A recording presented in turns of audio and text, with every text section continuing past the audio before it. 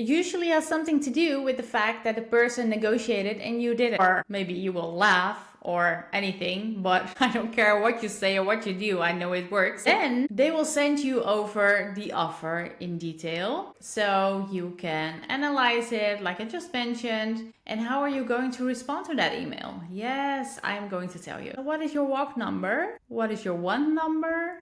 And what is your wish number? Hey you! Welcome back to a new episode of the Career Powerplay podcast. After the last episode about digital interviews, I thought it would be a good idea to continue with negotiations. I'm your host, Sylvana, an experienced recruiter, career coach, and owner of Fierce Careers. Yesterday, the cinema treated me with the amazing The Greatest Showman, and it was awesome. This morning, I already went to the gym, totally having the focus on my health and my happiness right now, and it's truly an amazing feeling. In today's episode, we're going to talk about negotiating on salary. You know me, no BS, no fluff, just real and tangible advice. That's what we do in the Career Powerplay podcast. So let's dive in. Dare to dream, take action, don't have fear. Become the best version of you. Let's create your dream career. So why this topic? You know how it can hurt that finding out that a direct colleague of yours with the same experience is receiving a higher salary? It usually has something to do with the fact that the person negotiated and you didn't. And I just want you to get out of the uncomfortable phase and just see it as two adults talking. I still see it way too often. Yeah, I didn't really negotiate because I was already happy that they offered me the job. Please, girl, fight for yourself. Believe in yourself. They didn't offer you the job because they want to be nice to you. They offered you the job because they want to have you on their team. So before we get into the actual negotiation, I first want to talk about the preparation, which basically means do your research, create your own realistic offer, and most important, the reason why you deserve that. What can you bring to the company? Do you have extensive experience, certain knowledge that the company is interested in, a bunch of creative ideas on how they want to grow? How we do that in a few basic steps. Oh my god, it's so hot. All right. We're starting with step 1, what you want and need. And that's basically almost nobody's favorite, but you have to start with finding out the money that you need each month. What do you mean? What do you need? So create like a spreadsheet if you don't have that already with your monthly expenses. Think about rent, mortgage, utilities, insurances, phone, internet bills, groceries, transportation to work. That's everything. So only the things you actually need to get each month. And so that you can pay what you actually have to pay. Then I want you to make a copy of that spreadsheet and add things that you would love to do on a monthly basis. Going out to dinner, shopping for new clothes, buy some new things for fun. If you go on one big vacation each year, take the budget you have for that and divide it to 12. Divide it with 12.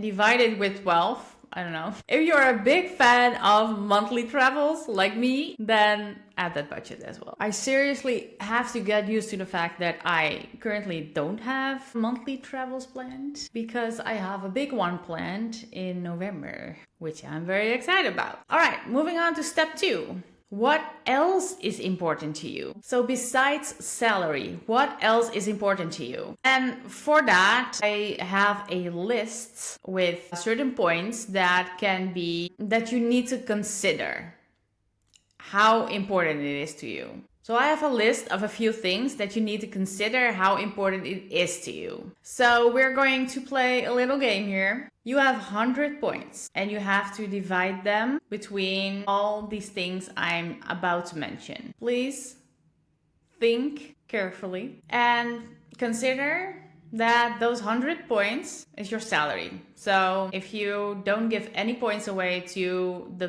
things that I'm about to call, then you are all in on your salary and you don't care about anything else. All right, here comes the list. growth, manager and team, culture and context, meaning, creativity, status, role and task, flexibility. So what you want to think about with this list, the points on this list, is what is important to you when you think about these things. Are there components that are more important than salary? If they are, give those the points that you feel like they should have. And then at the end of the list, you know how much money you want to ask when all this is like perfect. So that is your dream job, your dream offer. That was step 2. In step 3, we're going to do some market research because it's good to know what the market is paying for that role based on your experience to get like a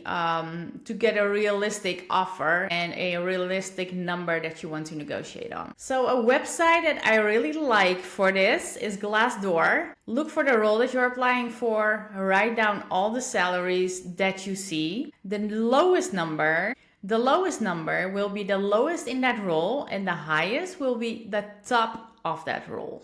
So what is the lowest number you find and what is the highest one? Draw a line like a timeline with the lowest number on the left, highest number on the right. And in that line, we want to be above the middle section because you are way better than the lower ones. I mean, look at your achievements, come on. So what would the middle number be? The differences between the middle number and the higher number, just take off 10% of that line because average companies won't pay you the highest number. So your range is between 50 to 90%. So what would be that range for you? So then we have a range. Then we go to step 4, which is your number. So now that we have your range, we're diving in deeper. We all have a walk, want, and wish number. The walk number is pretty obvious, would be the number they offer and you say no to.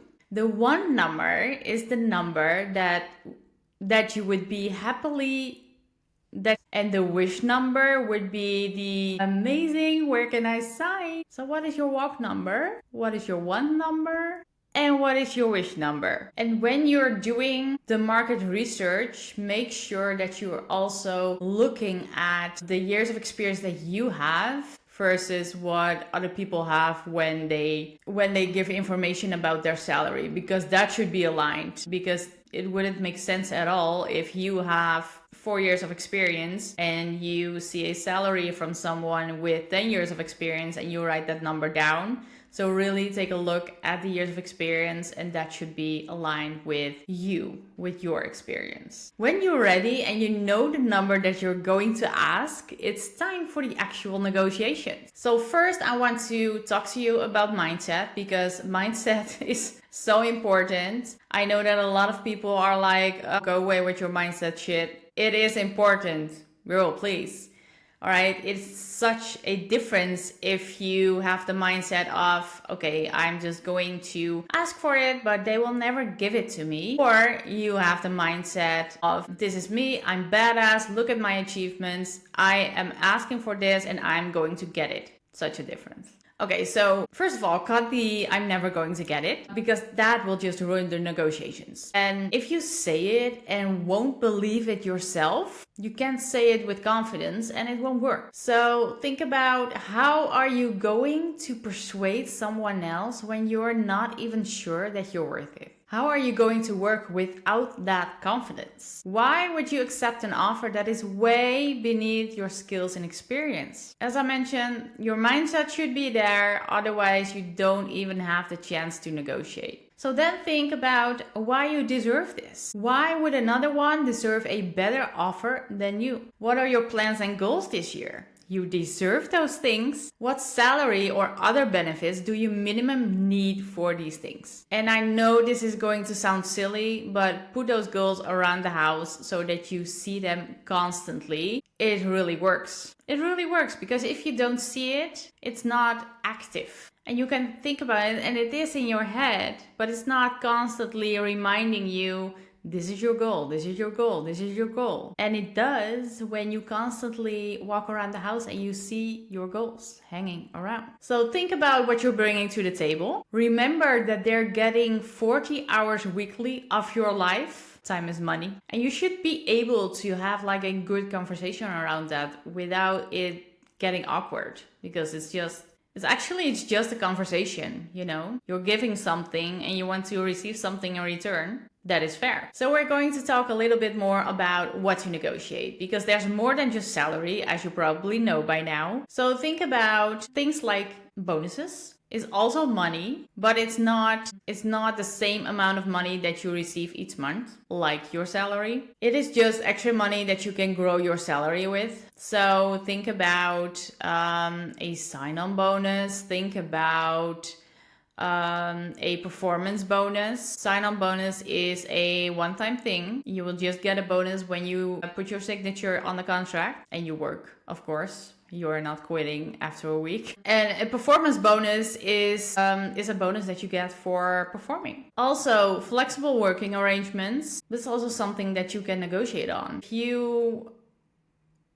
want to work from home 2 days a week, then and they say otherwise, you can negotiate on that. Just talk about it. And your growth. So how can you grow within the company? Is there like a training budget? Can they set up a plan? So many things possible. So when we're talking about flexible working arrangements, it can be working from home, but it can also be working part-time in the future. It can also be flexible working hours. So if you have an appointment at 2 p.m. that you need to go to, but you can start the day earlier or end the day later so that you can just do that appointment without having to take an hour off. That's also flexible working arrangements. A lot of companies have a learning and development budget. So you can just negotiate about a strict growth plan with that budget and with a time frame to grow in your role. How are you going to reach the next level? Okay, a few tips before you start the negotiations. And this is a negotiation for a new contract. So not for a new contract with a new employer. So not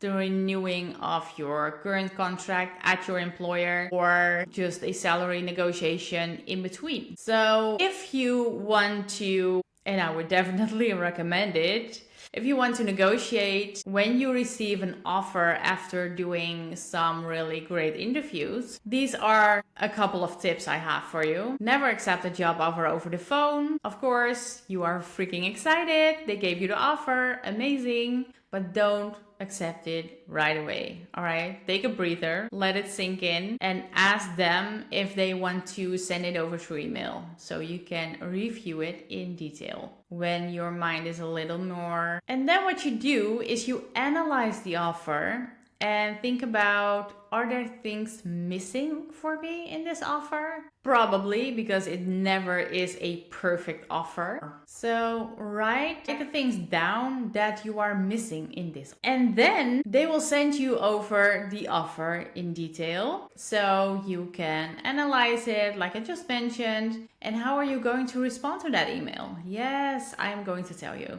Thank you so much for sending over the official offer, which I've read through in detail this morning. I'm genuinely thrilled to join the team. It feels like such a perfect match, and I cannot wait to contribute and add immense value. Is there any flexibility in the starting salary? This role is going to provide me with a much larger role scope to play with, and I can see myself really capitalizing X, Y, and Z skills to add a lot of value in the first year. For these reasons, as well as market indication for similar roles, I have the add your amount figure in mind for the base salary.